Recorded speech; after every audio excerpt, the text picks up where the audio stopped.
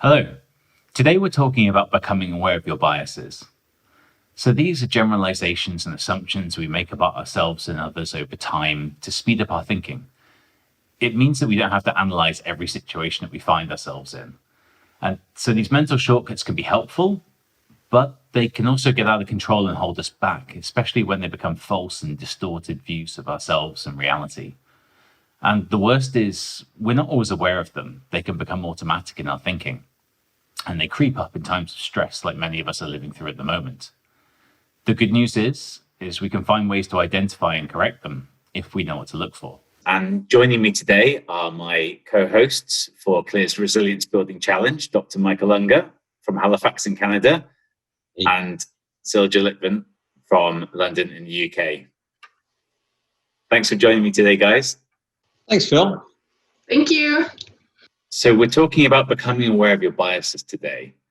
And Silja, I wanted to ask you a little bit about things that you feel like you should be doing. And these things are normally quite useful. They prompt us into healthy behaviors, but they can easily turn into things that we can obsess about. They can get out of hand. They can be unrealistic and unhealthy standards. Is that something that you can relate to? And if so, how do you control that kind of thinking? Yes, I can relate to it quite well. I have a bit of an unusual background for a psychologist. I did 17 years of international modeling. Even though I did not develop an eating disorder, I have flirted with an eating disorder. I was always kind of like the round girl in the castings, like I look healthy. And that's not a compliment for a model. I had to learn the hard way to see, okay, where's the space that I feel healthy and that makes sense for me, and really strictly separate that from what I see other people do. So there are some people that can get along with a lot less to eat or a lot more to eat, for example, and their metabolism and their mental health and their health. And to kind of like separate myself and not compare is very important. Another aspect of that is what I like to call, or I think is a general term of social media hygiene. I monitor very carefully what makes me feel a certain way. So there are a lot of people that I follow that are inspirational for me, and they make me feel like I want to achieve more or be my better self. But if I feel myself following them and getting more critical and less compassionate towards myself, then I know I have to unfollow them and make sure that they don't pop up in my inbox. And it's nothing to do with them. It has something to do with myself. Or maybe they're projecting a lifestyle that is maybe not that healthy by projecting a special body image or something like that.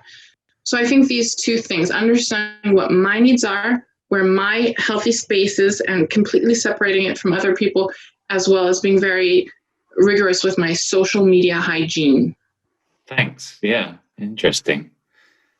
For Mike, I wanted to ask you, just in times of stress like this at the moment, there's a lot of negativity floating around. We can start to internalize that, start to project it onto others, but we can easily make unfair assumptions about ourselves and what we're maybe capable of or incapable of. Is this something you've ever found yourself doing? It's a good question, and like everybody, exactly the same. And I can see Silja's point about, we do have to sort of watch what's getting into our heads from social media and everything else. But, it's funny, I do literally hundreds of presentations in front of, very large audiences and this type of thing. And I can remember the very first time I had to do one in front of about 200 people. And I was getting really nervous before going on. I could watch my head catastrophizing and worrying and, just this is going to be a failure. And I just stood backstage and said, look, I don't have to be here. I'm going to have fun. That was like one of the things I realized, that you have to sort of catch those thinking before they take you away from the experience. So I had to say, okay, look, I'm going to have fun with this, or I don't have to be here. But the second thing I said was, and this was some wisdom given to me, was, look, half the audience is going to like you and half the audience is going to hate you. So I find when you have these little tricks in your head, you go, well, it's going to work out. It's not the end of the world. But I do find that kind of gives you permission. And so I think this is also what you were saying. Give yourself some permission to be more yourself and to accept that, this is who I am, and I'm going to project that and hopefully enjoy the experience. Okay, thanks. Something slightly different now. I wanted to ask about, when we're kind of getting caught up in stress and maybe worries about things that are going on, things that are happening to us, people that we care about. That can impair our decision making ability. That can stop us from making the best decisions, the best judgments. Silja, when this kind of happens to you, how do you kind of catch that? How do you respond to that? I think one of the secret weapons that I have is doubting my thoughts and challenging my thoughts or my beliefs in saying, so like, oh, this is not going well. They haven't responded to my email. I think the contract is going down the drain or something, and saying, wait a minute, is that like the truth? Are there actually signs of that happen? Did they say something? Or is this your thoughts that are running away with you? And just by challenging the way I think, it already puts things into perspective because I'm forcing myself to look at different outside views of that. I think it's kind of like a quote that you see on Instagram and everything, but it's really powerful. Like, don't believe everything you think.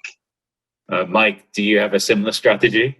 I would sort of say I use very similar strategies to watch that I'm not, overthinking the likelihood that things are going to go into disaster. But I also know that I can buffer that or help myself as well by putting myself in situations where I'm getting information, where I'm looking for people to sort of reassure me, give me advice, give me information. So in a sense, I hate to say it, but maybe truthfully, my confidence is often based or held up a little bit by the people around me that are sort of reinforcing that, you do have some of the skills or the talents that you need to get through this, or there could be other reasons why.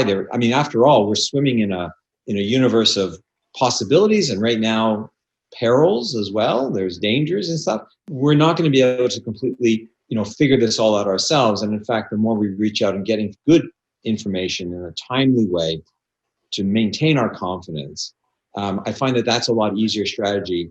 It gives me a little bit of a vacation from having to do it all inside my own head. And, to echo Silja's point, it's exactly those strategies are really useful. Getting a little bit of help, even better. That's a really useful balance then. On the one hand, considering doubting our thoughts, perhaps reflecting on our thinking, and then they're getting that information from outside, the external sources that will help us to maybe think, is our judgment the best at the moment, or is stress and worry kind of taking over? Okay, so I think that's all we have time for today. Thanks to my guests. Thanks to Silja. Thanks to Mike. Thank you so much for having me, and stay safe. All the best. Thank you. So today we were talking about becoming aware of our biases. These assumptions, these mental shortcuts can be helpful in the sense that they can speed up our thinking, but they can be a problem when they get out of control and when they hold us back. So if they're assumptions like automatically thinking we're incapable of doing certain things, or assumptions that things will go badly for us in the future, or maybe believing that other people are thinking bad things about us, then they're the kinds of things we want to try and catch and challenge because they probably don't have all that much basis in reality. So today, try and think about assumptions that you might make about yourself or how things might work out for you in the future. Ask yourself how you came to these conclusions. Like, what evidence is there for this kinds of thinking? You might find out that there's not all that much evidence behind them. To access the full instructions for today's exercise, go to our website. The link is in our profile bio.